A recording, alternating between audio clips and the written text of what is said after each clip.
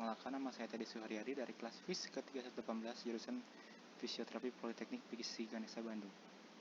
Di sini saya akan mempresentasikan sebuah kasus, yaitu frozen shoulder dextra. Apa itu frozen shoulder? Frozen shoulder adalah suatu kondisi yang menyebabkan keterbatasan gerak pada sendi bahu yang sering terjadi tanpa dikenali penyebabnya. Frozen shoulder menyebabkan kapsul yang mengelilingi sendi bahu menjadi mengkarut dan membentuk jaringan parut. Kemungkinan terbesar penyebab dari frozen shoulder antara lain tendinitis, ruptur rotator cuff, kapsulitis, post imobilisasi trauma serta diabetes mellitus. Untuk di sini saya menggunakan keterangan umumnya yaitu dengan nama Tuan M, usia atau umur 56 tahun, jenis kelamin laki-laki, agama Islam, pekerjaan pensiunan, alamat Kampung Pasawahan, Sayati, Margahayu. Untuk data-data medis rumah sakit, diagnosa medisnya itu dengan frozen shoulder dextra. Catatan klinis, pemeriksaan fisik, uji fungsi kekuatan otot dan fleksibilitas. Untuk terapi umum, fisioterapi, rujukan fisioterapi dari dokter mohon dilakukan fisioterapi pada Tuan M, berusia 56 tahun dengan diagnosa frozen shoulder dextra. Untuk anamnesis, yaitu keluhan utamanya pasien merasakan nyeri pada bahu kanan ketika menjangkau benda yang tinggi. Untuk keluhan sekarang, pasien mengalami nyeri pada bahu dan lemah sebelah kanan sudah 2 bulan merasakan nyeri. Untuk riwayat penyakit dahulu tidak ada, untuk riwayat penyakit penyerta tidak ada, dan riwayat penyakit keluarga tidak ada. Untuk anamnesis sistem, kepala dan leher baik, tidak ada keluhan. Kardiovaskuler baik, tidak mengeluh, jantung berdebar-debar dan nyeri dada. Untuk respirasi baik, pasien tidak mengeluh adanya sesak nafas. Untuk gastrointestinalnya BAB terkontrol, urogenitalnya PAK terkontrol, muskuloskeletal nyeri dan pegal pada bahu sebelah kanan. Untuk nefromnya, pasien tidak mengeluh adanya nyeri menjalar ataupun kesemutan pada bahu kanannya. Untuk pemeriksaan spesifik, tanda-tanda vitalnya itu tekanan darah 120/80, denyut nadinya 80 per menit, suhunya untuk 36 derajat Celcius, pernafasan 22 kali per menit, tinggi badan 165 cm, berat badan 60 kg, dan golongan darahnya O. Pemeriksaan inspeksi. Untuk dari statisnya tidak nampak adanya odema, bahu nampak simetris. Untuk dinamis, diperoleh data bahwa ekspresi pasien tampak kesakitan dan menahan nyeri saat lengan digerakkan ke atas baik aktif maupun pasif.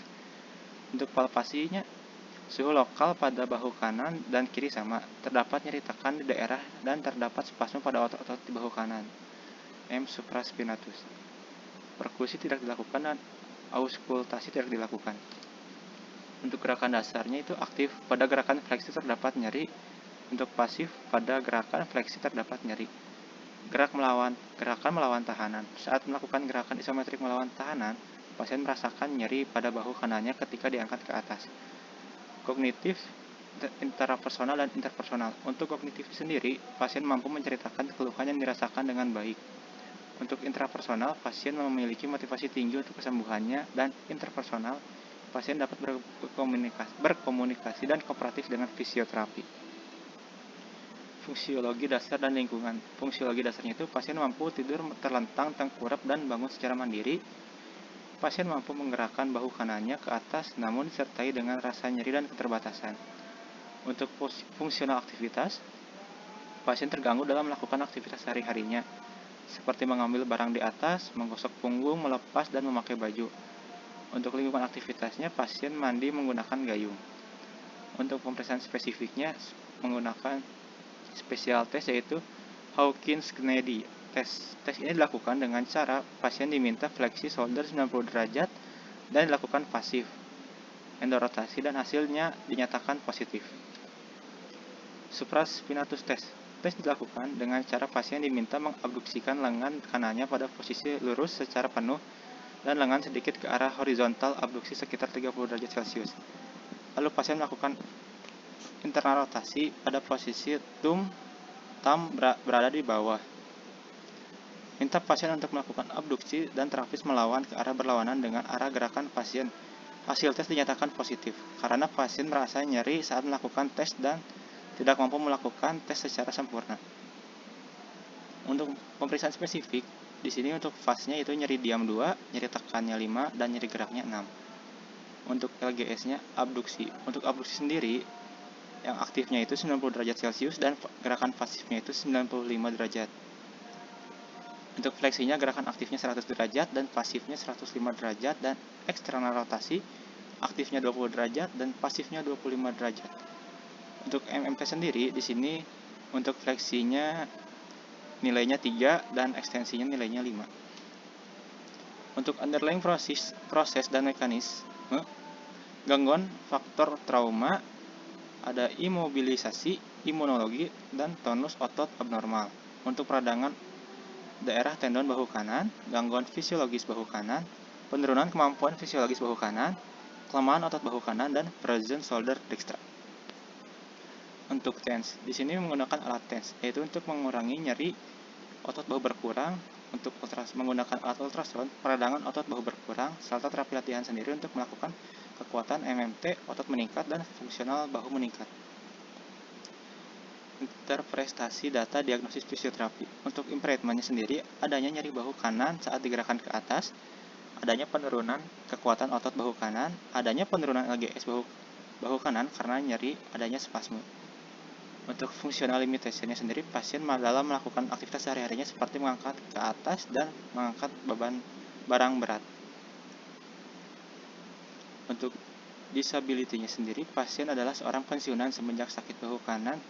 Pasien mengalami kesulitan aktivitas sehari-hari di rumah dan di lingkungannya karena keterbatasannya gerakan pada bahu kanan.